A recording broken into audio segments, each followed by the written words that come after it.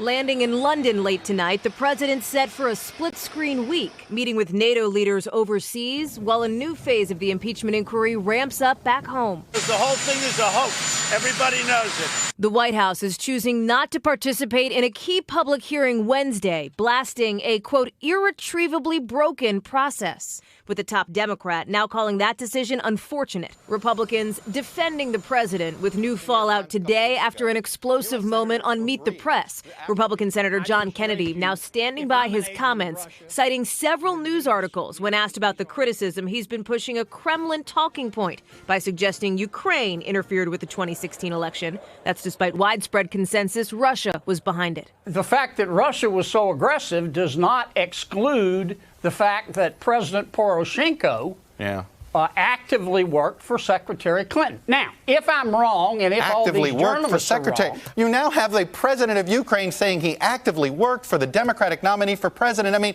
now come on. I mean, I got to put up. You realize the only other person selling this argument outside the United States is this man, Vladimir Putin. You've done exactly what the Russian operation is trying to get American politicians to do. Are you at all concerned that you've been duped? No, because you just read the articles. There's no evidence to support Kennedy's claim.